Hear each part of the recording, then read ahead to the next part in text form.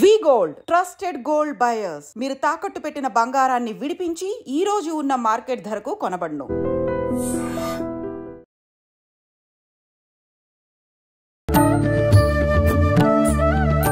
నమస్కారం, welcome to I dream media. ధర్మ మార్గం విత్ విజిత కార్యక్రమానికి స్వాగతం. ప్రస్తుతం మనతో పాటు ఉన్నారు ప్రముఖ ఆధ్యాత్మికవేత్త, లలిత ఉపాసకులు శ్రీ శ్రీ శ్రీ నానాజీ పట్నాయక్ గారు. ఇప్పుడు వారితో మాట్లాడదాం. నమస్కారం గురుగారు. శ్రీమాత్రే నమః. గురుగారు, హనుమాన్ జయంతి రాబోతోంది. అయితే మనకు గత మాసంలో ఒకసారి మనం హనుమాన్ జయంతి జరుపుకున్నాము. మళ్ళీ ఇప్పుడు ఈ మే మాసంలో కూడా హనుమాన్ జయంతి రాబోతోంది. అయితే ఏంటి, 2 సార్లు ఎందుకు జరుపుకుంటున్నాము? దాని వెనకాల ఉన్న ఆంతర్యం ఏంటి? ఆ రోజున మనం ఎటువంటి విధానం ఆచరిస్తే మనకు మంచి జరుగుతుంది తెలియజేయండి. అమ్మ, ఇప్పుడు 22వ తేదీ అంటున్నారు. బట్ ఇక్కడ ఏంటంటే ఎప్పుడు వస్తుంది, ఎప్పుడు చేసుకుంటున్నాం అనే కంటే కూడా మనం ఆ రోజు ఎంత నిష్టగా చేస్తున్నాము, ఆంజనేయ స్వామి యొక్క ఎనర్జీ ఎలాంటిది, ఆ ఎనర్జీ మన జన్మజాతకంలో ఉన్నటువంటి ప్లానటరీ పొజిషన్కి, ఎలాంటి ప్లానటరీ పొజిషన్స్ ఉన్న వాళ్ళకి ఇంకా మంచి ఫలితాలు వస్తాయని చెప్పి చూసుకుంటే, ఫస్ట్ ఆఫ్ ఆల్ ఏంటంటే ఎవరికైనా సరే కుజుడు గనక పాడైతే వాళ్ళ పర్సనల్ చార్ట్లో వాళ్ళకి ఏ భావంలో కుజుడు ఉంటే, ఇప్పుడు ఇందులో మళ్ళీ కుజ దోషం అనేటువంటిది మన వాళ్ళు చూస్తూ ఉంటారు. దానికి చాలా ఎగ్జాంప్షన్స్ ఉన్నాయి. సర్వే త్రికోణ నేతారు గ్రహ శుభలప్రదాహ అనేటువంటి శ్లోకం ఉంది అసలు పద్ధతి చెప్పినటువంటి. అంటే త్రికోణాధిపతులు శుభులవుతారు. సో మీకు మేషలగ్నానికి లగ్నాధిపతి, కర్కాటక లగ్నానికి లగ్న అష్టమాధిపతి, కర్కాటక లగ్నానికి పంచమ దశమాధిపతి, సింహ లగ్నానికి చతుర్థ భాగ్యాధిపతి. అంటే ఉభయ కేంద్ర కోణాధిపత్యాలు అవడం వల్ల బాగా యోగించే కారకుడు అవుతాడు కుజుడు వీళ్ళకి. అదేవిధంగా వృశ్చికానికి లగ్న షష్టమాధిపతి, ధనుర్మీనాలకి ద్వితీయ భాగ్యాధిపతి మరియు పంచమ వ్యయాధిపతి అవుతాడు మీనానికి అయితే, ధనస్సుకి అయితే. అయితే ఇక్కడ ఏంటంటే మనం అర్థం చేసుకోవాల్సింది, ఈ కుజుడు దోషంగా ఉన్నాడు, ఏదో అయిపోతుంది, అమ్మో నా జీవితం ఇంతే అనేది కాదు. ఈ యొక్క కుజుడు అనేటువంటి దాని ఎనర్జీని నువ్వు ఎలా కంట్రోల్ చేయగలుగుతావు? మంగళుడు అనే ఎనర్జీ పాడైంది నీ జన్మజాతకంలో. దాన్ని కంట్రోల్ చేసేటువంటి భగవత్ స్వరూపం ఎవరు అంటే, మనకు శాస్త్రాల్లో చెప్పినటువంటిది ఇప్పుడు మనం మాట్లాడుకుంటున్నటువంటి ఆంజనేయ స్వామి, రుద్రస్వరూపుడు ఆయన, లేదా సుబ్రహ్మణ్యేశ్వర స్వామి. ఇక్కడ జాతచక్రంలో ఒక ప్లానెట్ ఒక దగ్గర ఉంది, అది ఎన్నో అధిపతి ఎందుకు వచ్చింది అక్కడికి, ఎందుకు ఉంది అంటే ఇట్స్ డిపెండ్ ఆన్ యువర్ కర్మ. నువ్వు పూర్వజన్మలో చేసిన కర్మ. ఎవరినో చాలా ఇబ్బంది పెట్టుంటావు పర్టికులర్గా. అంటే ఎగ్జాంపుల్ లగ్నంలోనే ఉన్నాడు అనుకోండి కాసేపు, మనం ఆ వ్యక్తి బాగా స్ట్రెస్ అవుతుంటాడు అంటే ఎవరినో విపరీతంగా స్ట్రెస్ గురి చేసావు. లేదా కుటుంబ స్థానంలో ఉన్నాడు ఉదాహరణకి కుజుడు, అది కూడా పాడవ్వాలి. ఊరికనే ఉండి శుభుడైతే ఏం కాదు, భూముల వల్ల డబ్బులు వస్తాయి. ఇక్కడ పాయింట్ ఏంటంటే కుజుడు ఎక్కడ ఉంటే అక్కడ మనకి బ్యాడ్ చేస్తాడు అనేది కాదు, గుడ్ కూడా చేస్తాడు. ఎలా? ఇప్పుడు చిన్న ఎగ్జాంపుల్ చెప్తా చూడండి. ఇప్పుడు నిప్పు ఉందమ్మా, నిప్పు ఇల్లుని కాలుస్తుంది, అదే నిప్పు నువ్వు వంట వండుకుంటావు. అట్లాగే కుజుడిని ఒక నిప్పు అనుకుందాం కాసేపు, కుజుడు ఒక పవర్ అనుకుందాం కాసేపు. ఆ పవర్ మీకు శుభమైతే ఇట్స్ గుడ్. ఇప్పుడు ఎగ్జాంపుల్ ఒక గన్ పట్టుకున్నటువంటి ఒక ఆర్మీ పర్సన్ ఉన్నటువంటి పవర్ ఇస్ డిఫరెంట్. మన దేశాన్ని కాపాడగలుగుతాడు అదే గన్తో. అదే పిచ్చివాడి చేతిలో గన్ను ఉంటే పరిస్థితి ఏంటి? ఒకటే గన్ను పిచ్చివాడి చేతిలో ఉంది, ఆర్మీ వాడి చేతిలో ఉంది, లేదా టెర్రరిస్ట్ చేతిలో ఉంది, పరిస్థితి ఏంటి?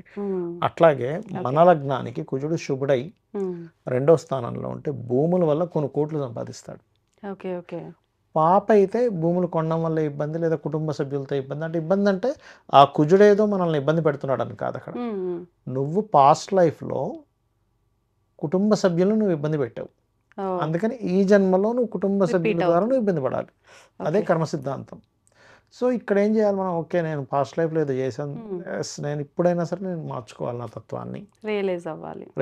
కొంతమంది అంటుంటారు, బా నాకు ఫ్యామిలీతో చాలా ఇరిటేషన్ ఉందండి, ఇంటికి వెళ్ళలేకపోతున్నా అండి అంటూ ఉంటాడు. బికాజ్ ఆఫ్ వాడికి 4th హౌస్ పాడవుతుంది, 2nd హౌస్ పాడవుతుంది.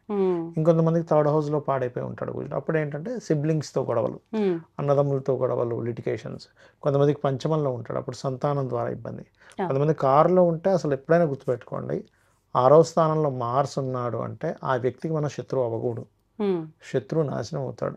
6వ స్థానంలో మార్స్ ఉంటే శత్రువు అనేది అసలు అవ్వకూడదు వాళ్ళకి పోయి. అయ్యామంటే దానంత దురదృష్టం ఇంకోటి ఉండదు. వీలైనంత మటుకు హాయ్ బాయ్ ఫ్రెండ్లీగా ఉంటే ఉన్నాం, శత్రువు అయ్యామంటే అయిపోయింది. అంటే మనం అలా జాగ్రత్తగా ఉన్నంత మాత్రాన గొడవలు అవ్వకుండా ఉంటాయా? ఆల్రెడీ పాడైపోయి ఉంది కాబట్టి గొడవలకు దారి తీస్తుంది కదా. ఒకటి 6 కుజుడు ఏంటంటే శత్రువుపై జయాన్ని ఇస్తాడు. అప్పుడు అవతల వ్యక్తి శత్రువుపై జయాన్ని ఉండేటువంటి కారకత్వం కలిగి ఉన్నాడు.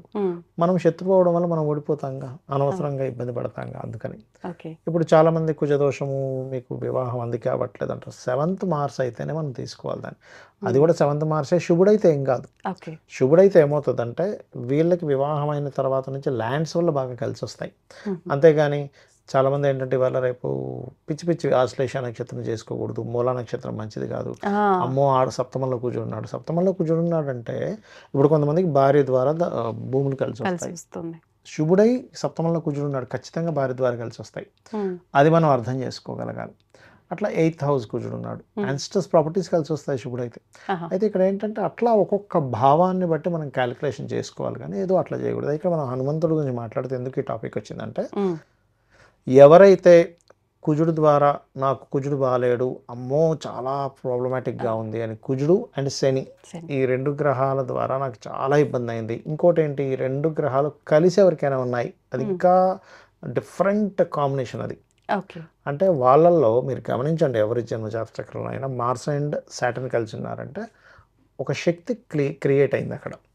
ఆ శక్తి ఎలాంటిదంటే వాళ్ళ మొండితనంగా ఉండే శక్తి, పట్టుదలగా ఉండే శక్తి, ఇది ఎట్లాగైనా చేస్తాననే శక్తిని ఇస్తుంది. అది కర్మకి శక్తి యాడ్ అయింది, శక్తి కర్మ యాడింగ్, శక్తి అండ్ కర్మ కనెక్ట్ అయ్యాయి.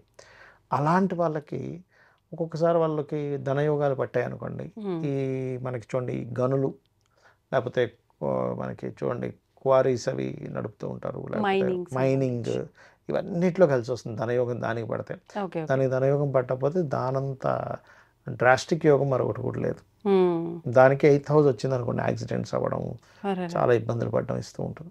సో ఇక్కడ ఏంటంటే ఒక ప్లానెట్ కాంబినేషన్ ఉన్నప్పుడు మనం భయపడడం కాకుండా పర్టికులర్గా సాటర్న్ అండ్ మార్స్, మీకు ఎవరి జన్మజాతకంలో అయినా ఎక్కువ స్ట్రెస్ అవుతున్నారంటే సాటర్న్ మార్స్ వల్ల వస్తుంది. ఎందుకంటే పూర్వజన్మ కర్మను అవి ఇస్తాయి. అప్పుడు సింపుల్గా ఆంజనేయ స్వామిని రోజు నిత్యం ఆంజనేయ స్వామి యొక్క అష్టోత్తరం చేసుకోవడం, హనుమాన్ చాలీసా చదవడం. ఎంత శక్తివంతమైందంటే హనుమాన్ చాలీసా, దీని యొక్క ఆవిర్భావం కూడా మీరు తెలుసుకుంటే ఆశ్చర్యపోతారు. ఒకరోజు తులసీదాస్ గారు ఒక నదీ ప్రవాహం దగ్గర కూర్చొని ఆయన జపం చేసుకుంటున్నారు. ఆయన మహారామభక్తుడు. ఆయన ఒక స్త్రీమూర్తి వచ్చి అతని కాళ్ళ మీద పడింది. పడగానే ఆయన నీళ్లు తీసుకొని దీర్ఘ సుమంగళీ భవ అని ఆశీర్వదించాడు.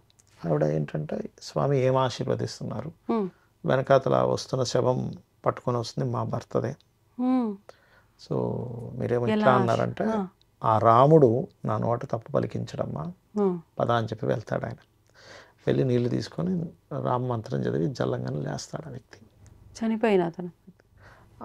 అప్పుడు మహమ్మదీయుల యొక్క సామ్రాజ్యం, వాళ్ళ రూలింగ్ నడుస్తుంది ఇక్కడ. ఆ నోట ఈ నోట మొత్తం మీద మహమ్మదీయులు అప్పుడు ఉన్నటువంటి సుల్తాన్ దగ్గరికి వెళ్తుంది. పిలిపిస్తాడు, నువ్వేంటో మ్యాజికల్ చేస్తున్నావంట, చనిపోయిన వాళ్ళని బతికిస్తున్నావు అంటే ఏమిటంటే, అయ్యా నాకేమీ తెలియదు, నేను రాముడు అనుగ్రహించాడు అక్కడ, నాకు ఏమీ మ్యాజికల్ రావు, ఏమీ రావంటే, లేదు ఇప్పుడు నేను నిన్ను కట్టేసి కొడతాం, నువ్వు ఎలాంటి మ్యాజికల్ చేస్తావో చెయ్యి, ఎవరు చిన్న రక్షిస్తారో చూద్దాం అన్నప్పుడు ఆ క్షణంలో ఆ తులసీదాసు హనుమాన్ చాలీసాని పఠిస్తాడు. ఎక్కడి నుంచి వస్తాయో తెలియదు, అసలు ఆ చుట్టుపక్కల కోతులే ఉండనటువంటి ప్రదేశం నుంచి కొన్ని వేల కోతులు వచ్చి హంగామా చేసేసరికి దండం పెట్టి వదిలేస్తాడు తులసీదాస్. అంటే హనుమాన్ చాలీసాలో ఎంత ఎనర్జీ ఉందనేది మనం అర్థం చేసుకోగలగాలి.